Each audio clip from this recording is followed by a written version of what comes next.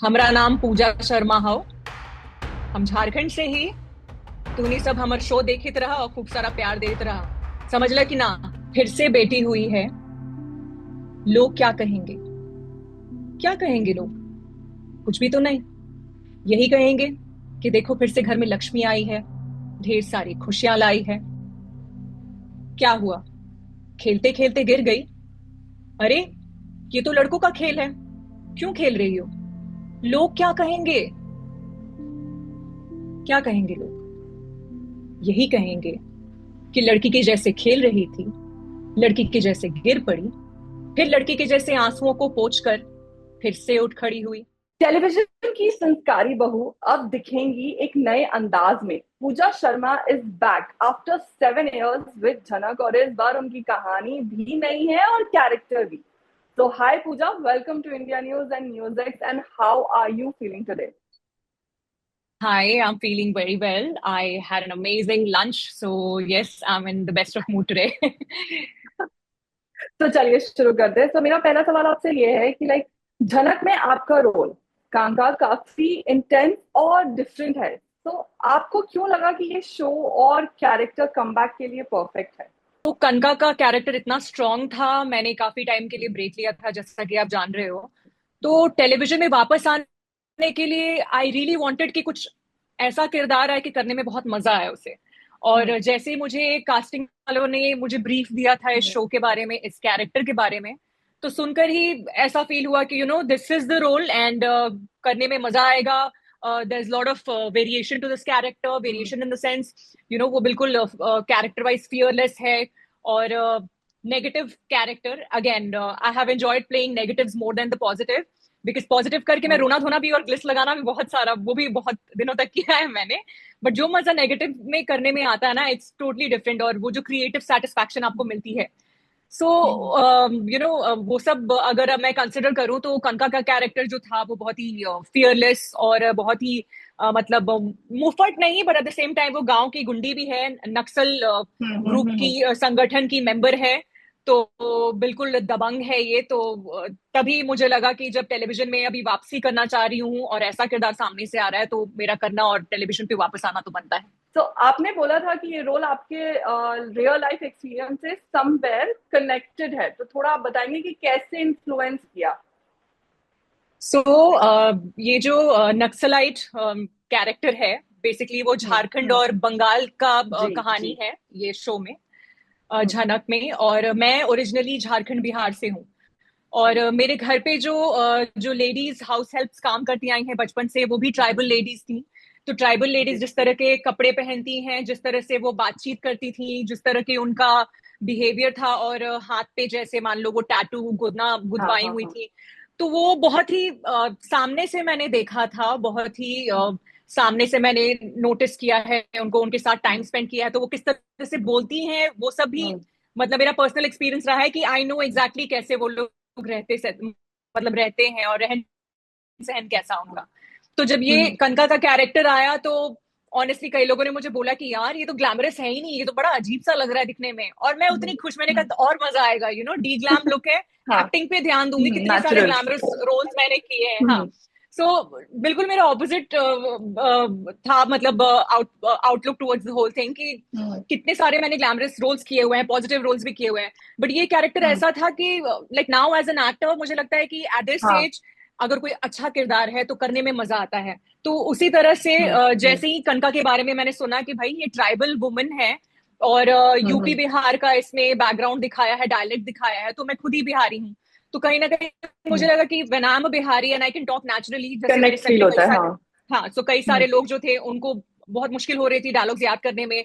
और लोगों को हाँ। पता नहीं है, बट बिहारी लैंग्वेज में भी कम से कम 4 भाषाएं हैं, सिर्फ भोजपुरी नहीं है। हम्म, तो अलग अलग भाषाएं वो सुन के हैरान हो जाते थे कि यार ये क्या बोल रहे हो आप। मैंने कहा एग्जैक्टली, सो हम्म, 4 भाषाएं हैं हमारे बिहारी में भी। हाँ। और हम्म, तभी मुझे लगा कि अगर मैं खुद ही बिहारी मतलब हूँ, और हम्म, ट्राइबल अगर कैरेक्टर है, तो maybe I can do hmm, justice with the role. So yes, हाँ। इसलिए मैंने इसको चुना। सो शो का बैकड्रॉप भी काफी पॉलिटिकल और इमोशनल है। आपने कितना रिसर्च या प्रेप किया इसको समझने के लिए? पर्सनली थोड़ी सी एलिगेंट, मतलब थोड़ा मेरा वैसा हो जाता है, हाउ डू आई से, बट कनका कैरेक्टर में जैसे ही मुझे बताया गया था कि ये ट्राइबल वुमन है, मैंने बॉडी लैंग्वेज इतना मतलब हाँ। थोड़ा टॉम बॉयिश रखा था, बिकॉज हम्म। ये ट्राइबल है, गुंडी है, तो लड़कों के जैसे लिटरली इसमें मतलब हाँ। इसको डर नहीं है किसी का। हम्म। तो बॉडी लैंग्वेज बिल्कुल मैंने वैसे ही रखा था। इनफैक्ट सीन के पहले मैं तो रिहर्स भी करती थी, और जैसे सब लोग हम्म। सेट पे बातचीत करते तो मैं भी सबसे हाँ बातचीत हाँ। करती थी। बट मैं ना थोड़ा खुद को टाइम देती थी कि अगर 5 मिनट है हमारे पास, जब सब लोग हम्म। टचअप ले रहे हैं, मेकअप कर रहे हैं, तो उस टाइम पे मैं अपने थोड़े रिहर्स बिहेवियर कर पे, लो। हाँ करेक्ट करेक्ट, वो रिहर्स करती थी कि मैं किस तरह से, मेरा बॉडी हम्म। लैंग्वेज कैसा रहेगा, क्या हम्म। क्या करूंगी तो और मैं थोड़ी दबंग लग सकती हूँ, क्या हम्म। मुझे नॉन एलिगेंट वे में करना है, क्या और थोड़ा सा गुंडी जैसी मैं दिखूं। सो वो मेरे हम्म। खुद के कुछ नुआंसेस थे जो मैं पिक करती थी और खुद पे वर्क करती थी। अदरवाइज हम्म। ज्यादा कुछ मतलब बोलते हैं ना कि अगर आप अच्छे एक्टर हो और आपको बता दिया जाए, ब्रीफ मिल जाए कि ये आपका हम्म। कैरेक्टर है, तो आप उसको हम्म। समझोगे, और जो रियल लाइफ के हम्म। एग्जाम्पल आपने जो भी देखा, यू ऑब्जर्व अलॉट, और वही चीजों को आप इसमें फिर ढालने की हम्म। कोशिश करते हो। तो मैंने जो अपने हेल्प्स को देखा था झारखंड में भी, और जिस तरह का ये कैरेक्टर है, जैसा सर ने, डायरेक्टर सर ने ब्रीफिंग दिया या फिर क्रिएटर्स ने बताया, हम्म। उस हिसाब से मिला करके एज एन एक्टर हम लोग यही कर सकते हैं कि we are going to perform our best, whatever is expected out of us. Hmm. और छोटी मोटी चीजें मैं वही, मैं शॉर्ट के पहले खुद ही हम्म। उसमें ऐड ऑन करती थी। And I can see the Bold character excitement in basically. you about playing this character. That's Yeah, clearly I was visible. very happy. I was very happy playing that role. Very happy. या सो आपके dialogues और screen presence दोनों काफी strong हैं। तो क्या ये सब लाइक नेचुरली, जैसे कि हम बात कर रहे हैं, तो ये सब नेचुरली फ्लो था, या देयर वाज लाइक ये स्पेसिफिक ट्रेनिंग थी कि लाइक? नहीं, एक्चुअली 15 साल से अगर एक्टिंग इंडस्ट्री में हूँ, तो it would be wrong to say कि अरे मुझे ट्रेनिंग की जरूरत नहीं है। मुझे लगता है आप कोई भी एज में सीख सकते हो। अगर मुझे अभी मौका मिले तो मैं थिएटर ज्वाइन कर लूँ या और वर्कशॉप्स करूँ। इतने सारे आर्टिस्ट हैं हमारे एनएसडी के, एफटीआईआई के, मुझे उनके अंडर में कुछ टेक्निक सीखना, कुछ मजा आएगा। Like I would love to do that, that's there on my bucket list. But इस रोल के लिए मुझे ज्यादा मेहनत करने की जरूरत नहीं पड़ी, क्योंकि बिहारी लैंग्वेज में मैं तो ऑब्वियसली हाँ प्रो हाँ प्रो हाँ। हूँ। दूसरा मतलब जैसा मैंने बताया कि कैरेक्टर ब्रीफ मिला था, तो मेरा पूरा ध्यान यही था कि कैरेक्टर ब्रीफ मिल चुका है, डायलॉग में मैं अटकूंगी नहीं, बिकॉज ये लैंग्वेज मैं अच्छे से समझती हूँ, बस परफॉर्मेंस पे ध्यान देना है। तो एज सच मेरा कोई प्रेपरेशन स्पेशल तो नहीं गया था इसमें, बट या दैट्स ऑल। तो लाइक आपके फैंस आपको हमेशा लाइक एक पॉजिटिव लीड के रूप में देखते आए हैं, तो कनका जैसे कैरेक्टर करना, क्या ये एक इमोशनली ड्रेनिंग था? महादेव में देवी सरस्वती भी किया था, जो मेरी मदर बड़ी खुश हुई थी, because obviously I was goddess Saraswati and that was quite a popular या शो। तो मैंने हाँ। पॉजिटिव्स के साथ नेगेटिव भी किया है। और वो जो कहते हैं ना कि ट्रोलिंग और ये सब जो चीजें होती हैं, वो उस टाइम से चला आ रहा है जब मैं नागिन कर रही थी, और हाँ पीपल यूज हाँ। To audience use to hate me कि भाई ये ऋतिक और शिवन्या के बीच में ये तन्वी क्यों आ रही है, तन्वी क्यों आ रही है। सो उस वक्त से ही मुझे याद है। सो हाँ, नेगेटिव कैरेक्टर्स मैंने किए हुए थे। और जैसा कि मैंने बोला ना कि बड़े सारे पॉजिटिव कैरेक्टर करके वो रोना धोना, it drains you out. And I think हाँ बीट एनी कैरेक्टर, या पॉजिटिव हो या नेगेटिव हो, अगर आप सेट के अंदर जाते हो ना, आप जो प्रेपरेशन हाँ करते हो अपने कैरेक्टर के लिए, it somehow takes a toll on you. और इतना आसान भी नहीं होता है कि स्विच ऑन स्विच ऑफ कर दो। लोग कहते हैं ना कि अरे इतना क्या टेंशन ले रहा है, स्विच ऑन स्विच ऑफ कर लो। हाँ। Yes. It's not as it's not easy, that because easy. या बिकॉज अगर आप कोई रोने का सीन कर रहे हो, कोई इंटेंस सीन कर रहे हो, तो आपको इन्वॉल्व होना पड़ता है। इवन इफ आप ग्लिस भी ले रहे हो ना, बट आपको जिस तरह से इमोट करना होता है ना, आपको फील आना, थोड़ी हाँ। रियलनेस दिखाना पड़ता है, और उस चक्कर यस में वो ट्रू। स्ट्रेस जो वो कैरेक्टर लेगा हाँ वो हाँ। आप लेते हो। तो आप भी कहीं ना कहीं से रो पड़ते हो, या आपको भी वही स्ट्रेस और वही सारी चीजें स्ट्रेस हो आपसे भी जाता है हो जी। रही हैं। या फिर हाँ। आप मान लो कि नेगेटिव कैरेक्टर, तो आप जो चिल्ला रहे हो, स्ट्रेस ले रहे हो, एंड इट्स अ वेरी, बोलते हैं ना, ड्रामा वाला सीन। तो जो जी। जैसे नॉर्मल दो कोई इंसान अगर लड़ रहा है, जिस तरह से चिल्लाने पे वो रेज माहौल जैसा हम्म। होता है ना, सेम चीज वही होता है अगर आप नेगेटिव भी कर रहे हो। तो you have to be involve in to this, और this takes a toll on your, I would say on your health to some extent. And that is why it's important for us as an actor कि भाई अगर जब भी free time मिले, थोड़ा music सुन करके अपना मूड चेंज जी। करो, या फिर घर पे किसी अपने लव्ड वन से बात कर लो।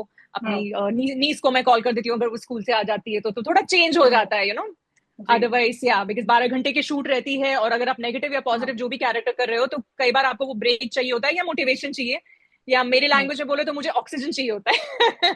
सो we do these things as well, yeah. So I would like to add there that Ritik and Shivanya वाला जो नागिन वाला सीजन था, that was my favorite season, and जो जैसा कि आपने बोला कि ऋतिक और शिवन्या के बीच में तन्वी क्यों आ रही है, so I was that one person की इनकी लव स्टोरी में ये क्यों आ रही है। हाँ, तन्वी तो को तन्वी को इंस्ट्रक्शंस मिले थे बीच में आने के लिए, तन्वी का बीच में किरदार था आना है। इसलिए वो आ रही जी थी। जी जी जी जी जी। क्या कभी आपको ऐसा लगा कि इंडस्ट्री में एज ओपनली बताना भी रिस्क हो सकता है? मुझे नहीं लगता रिस्क होना चाहिए। आई थिंक आजकल कास्टिंग वाले भी वैसे समझदार हैं, कई बार वो खुद ही बोल देते हैं कि पूजा आप 37 के हो, बट ना स्क्रीन एज आपका 30s में लग रहा है या 32 लग रहा है, तो आपको 37 बोलने की जरूरत नहीं है। तो कई बार ये आपसी का हमारा वो कोऑर्डिनेशन भी हो जाता है कि ठीक है जैसा आप बोलो। But I don't hesitate in saying कि हाँ भाई आई एम 21 और 22 या फिर 27, क्योंकि कहीं ना कहीं पता है कि लुक वाइज भी वो जाएगा नहीं ना। मैं बोलूंगी 16 साल का रोल मुझे दे दो और मैं लग रही हूँ मेरा एज कुछ और है, वो that is very like impractical of me to even think कि ऐसा कुछ रोल मिलेगा। सो इस वजह से मुझे आई थिंक एज छुपाने में हेजिटेशन नहीं है, and I think this comes with time. आप अपने 20s में इतने इनसिक्योर होते हो ना, ओ एक्ने हो गया, ओ पुशअप ब्रा पहन लो और ये पहन लो, वो कर लो वो कर लो, there are so many things, like इतने यस ज्यादा आपको यस। लगता है ओ यू नो व्हाट, मेरे में कुछ प्रॉब्लम है, ये प्रॉब्लम है। बट जैसे ही आप हाँ 30s में जाते हो, you start blooming, you start accepting your yes. Self, and you start accepting all your flaws and with dignity and with elan. So I think that's what I'm also doing, and I don't shy away from telling about my age. तो जब आपने decide किया कि break लेना है, तो उस वक्त सबसे टफ डिसीजन आपके लिए क्या था? वेटिंग, बिकॉज जब ब्रेक लिया था मैंने तो honestly I wanted to upgrade, I wanted to get better with my craft, and I wanted to upgrade as in I wanted to get into web and I wanted to get into films. एक film में मैंने काम किया जो कि अभी next month release हो रही है, बट जिस तरह का फिल्म मैं चाह रही थी कि जैसे जिस तरह के प्रोडक्शन हाउस, जिस तरह के रोल्स में मुझे मिले, वैसा तो नहीं मिला। I was quite disappointed and it was not easy. But वही है कि कुछ और चीजें जो मैं कर रही थी, that kept me Sen, that kept me slightly हाँ, दैट इज, कामर यही एंड मेरा नेक्स्ट पीसफुल। सवाल था कि हाँ, लाइक आपने ब्रेक तो लिया, लेकिन किसी और क्रिएटिव स्पेस में काम एक्सप्लोर किया आपने? So not many of you know that I right sometimes, कभी पोएट्री लिख लेती हूँ, मैंने एक शॉर्ट फिल्म भी लिखी हुई है, बट लिख करके मतलब साइड में करते जाती हूँ। May be someday I will do something about it. जैसे आपने हाँ, पोइट्री की बात की है, तो कुछ थोड़ा सा वो पोइट्री हो जाए ऑडियंस के लिए। सो ये मैंने एक वुमेन एम्पावरमेंट के ऊपर लिखा था। ये कविता अभी एक हफ्ते पहले ही लिखा था, और इस पे मैंने वीडियो भी बना करके अपने इंस्टाग्राम पे, सोशल मीडिया में पोस्ट किया, बिकॉज मुझे लगा कि ये टॉपिक ऐसी है कि हर कोई सुने तो अच्छा है, हर फैमिली सुने तो अच्छा। अच्छा है। Here it goes. फिर से बेटी हुई है, लोग क्या कहेंगे? क्या कहेंगे लोग? कुछ भी तो नहीं। यही कहेंगे कि देखो फिर से घर में लक्ष्मी आई है, ढेर सारी खुशियां लाई है। क्या हुआ? खेलते खेलते गिर गई? अरे, ये तो लड़कों का खेल है, क्यों खेल रही हो? लोग क्या कहेंगे? क्या कहेंगे लोग? यही कहेंगे कि लड़की के जैसे खेल रही थी, लड़की के जैसे गिर पड़ी, फिर लड़की के जैसे आंसुओं को पोंछ कर फिर से उठ खड़ी हुई और फिर से खेलना शुरू कर दिया। घर से दूर अकेले रहेगी, लड़कों के जैसे दफ्तर जाएगी। अरे, लोग क्या कहेंगे? लोग कहेंगे लड़की ने अपने सपने को चुना, लड़की ने अपने सपने को चुना है। लड़की आगे बढ़ रही है, अपनी जिंदगी जी रही है, एक बेटी होने का फर्ज निभा रही है, एक बहन होने का प्यार लौटा रही है, और अपनी हर ख्वाहिशों को पूरा कर रही है। बेटी हाँ होना एक कमजोरी नहीं है, बल्कि एक ताकत है जो वो हाँ। चुपचाप सब कुछ संभाल भी लेती है, और जरूरत पड़े तो दुनिया को बदल भी सकती है। लोगों को ये देखना चाहिए और सुनना चाहिए। This is really very, it's it's perfect. I have no thank no you. Words to express. Social media पर आप काफी रियल रहते हो, तो क्या कभी आपको हाँ। लगा कि ओवर एक्सपोजर से रोल्स हम्म। इम्पैक्ट हो सकते हैं? नहीं, ऐसा कुछ नहीं है। मुझे लगता है कि ऑडिशन को सोशल मीडिया से थोड़ा अलग ही रखना चाहिए। There are, I mean there are so many projects, मैंने सुना है कि एड्स हो, फिल्म्स हो, सीरीज हो, they see your followers and they cast accordingly. या yes. But thankfully there are people जिनको पता है कि अगर अच्छे एक्टर चाहिए तो फिर ये these followers they don't really matter so much. हाँ, अगर कुछ ऐसा कैरेक्टर आपको कॉमेडियन चाहिए तो आप सोशल मीडिया से ले लोगे, अगर टिकटॉकर चाहिए जिसके बहुत फैन बेस है, म्यूजिक वीडियो में जी। आपको वो हेल्प करेगा, तो दे कास्ट अकॉर्डिंगली। बट यस ये यस। थोड़ा सा अनफेयर लगा था मुझे बीच में कि ये क्या हो रहा है, अब इसके बेसिस पे भी आप कास्टिंग हाँ। करोगे। But yes. Not everybody thinks the same, thankfully. और मुझे लगता है कि सोशल मीडिया से अलग ही आपको कास्टिंग का मतलब वो जो बोलते हैं ना कि वो बिल्कुल अलग रखना चाहिए, बिकॉज कास्टिंग में if you are calling someone, आप उसको वो फेयर चांस दो कि सामने वाली यस। आर्टिस्ट कैसा परफॉर्म कर रही है, regardless how many followers she is got, regardless what she is done, what she is not. आप एक बार उसका काम देख लो, इतना मौका तो काम देख मिलना लो जी। चाहिए। हाँ हाँ। जी जी जी। तो इतने साल बाद वापस आके क्या आपने इंडस्ट्री के काम करने के तरीके में कोई मेजर हम्म। चेंज नोटिस किया है? एक मेजर चेंज जो हुआ है वो ये हुआ है कि टीवी के व्यूअर्स मुझे अब थोड़े से कम होते नजर आ रहे हैं, फॉर द ऑब्वियस रीजन कि लॉकडाउन के बाद से बहुत सारे लोग अब वेब सीरीज देखना पसंद करते हैं, बहुत सारे लोग, हाँ जी। Because we have OTT platforms like Amazon, सब कुछ it's just hmm. Click away, fingerprint, मतलब it's just one channel away. तो अब इतने सारे चॉइसेस हो गए हैं, बफे ऑफ चॉइसेस हैं कि लोग अब सीरियल्स की व्यूअरशिप बेसिकली कम हो चुकी हैं। तो ये जी। मेजर चेंज मैंने देखा है, क्योंकि उस वक्त जब मैं स्कूल में थी तो मुझे याद है कि television was a big thing, हाँ। Like everybody would sit yes. Together, watch dinner, watch TV, हाँ ईटिंग डिनर टुगेदर।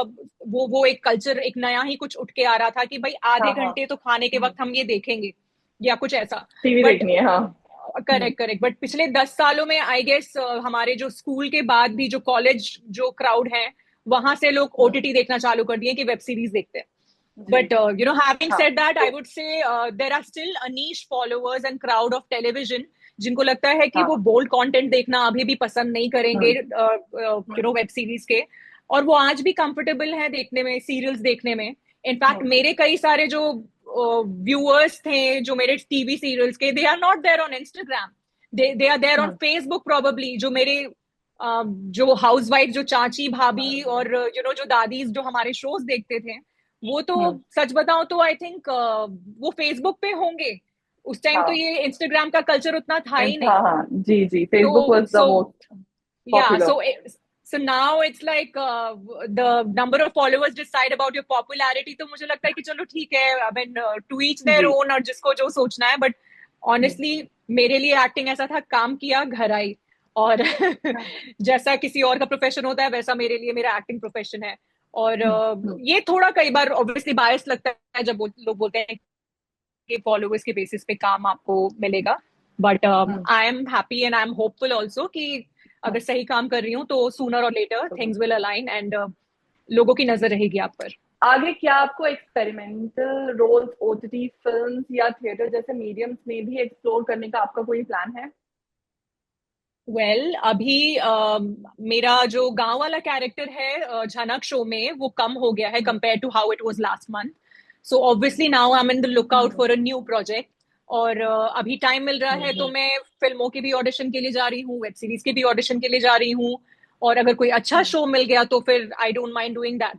तो मेरा गोल यही है कि नेक्स्ट जो भी किरदार है वो बहुत अच्छा, इसी कनका के जैसे ही एक अमेजिंग सा कोई किरदार मिले और कंटिन्यूटी का रोल मिले। और बस वही, मतलब that is my chase game कि बहुत अच्छा किरदार है तो I will not think about anything else. जैसे कनका के बारे में मैंने सोचा भी नहीं था, आप बिलीव नहीं करोगे। कनका कैरेक्टर में उसको जूड़ा बनाने के लिए कहा गया था, there were so many females around me जिनको चोटियां मिली थी, एंड चोटी लुक्स एनी डे बेटर।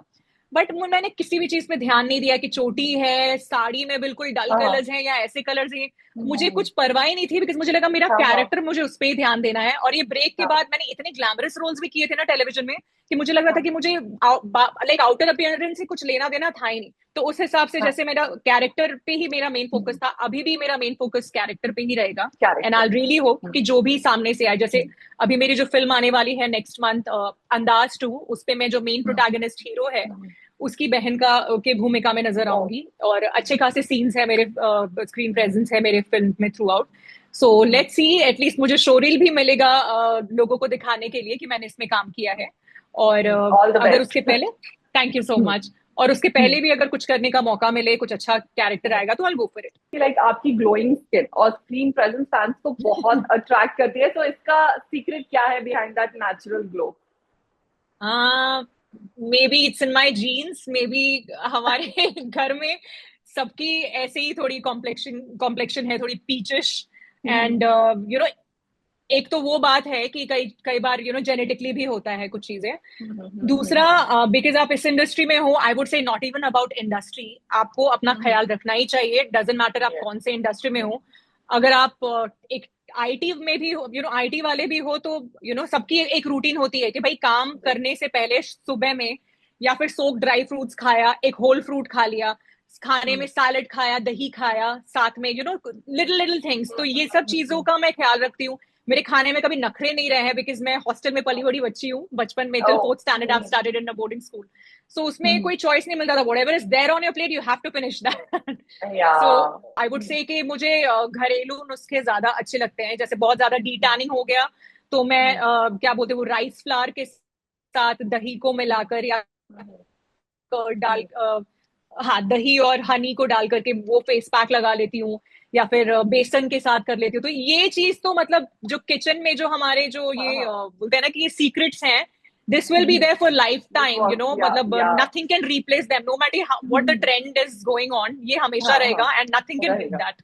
या एक शूट शेड्यूल्स के बीच में अपनी फिटनेस और एनर्जी लेवल्स को आप कैसे मेंटेन करती हैं? फिटनेस के लिए जब भी शूट का टाइम अगर लेट होता है तो फिर प्रॉपर मुझे टाइम मिलता है अपना सूर्य नमस्कार या फिर पार्क में चली गई वॉक करने के लिए, और साथ में मेडिटेशन कर लिया।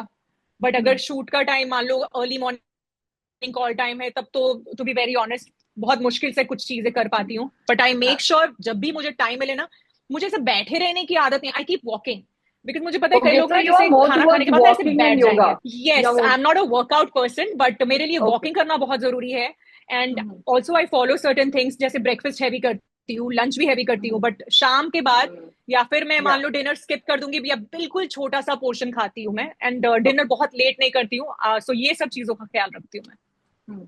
So my last question is that कि चीट डे पे पूजा शर्मा का फेवरेट कंफर्ट फूड क्या होता है? चीट डे में तो मतलब सब कुछ खाना है, कचरा पट्टी खाना है। So I tell you what, यहाँ पे एक चंद्रूज है चार बंगला में, फोर बंगलोज वर्सोवा में, और that is my favourite place to eat pani puri and दही पापड़ी चाट। मतलब लाइफ की कोई भी अगर प्रॉब्लम हो, अगर मैं स्ट्रेस में हूं, तो मुझे चंद्रूज में शाम के वक्त पाओगे। और कई बार फैमिली मेंबर मेरे साथ नहीं भी आ रहे हैं या कंपनी नहीं भी है, तो मैं अकेले जाकर वो पापड़ी चाट खाती हूँ and it feels so so good. और ऐसा भी नहीं कि पापड़ी चाट में लाइक आई वुड से कि दे ऐड स्प्राउट्स ऑल्सो, दही भी है उसमें, पोमोग्रेनेट भी होता है। तो एग्जैक्टली वो जंक फूड नहीं होगा, बट चीट डे है तो मैं आई वुड मेक श्योर कि ये सब चीजें भी जाकर मैं खा लूं। Thank you so much, Pooja, for joining us, and all the best for Jhanak as well as for your future projects. The pleasure is mine Fauzia, and thank you so much. And फिर मिलेंगे।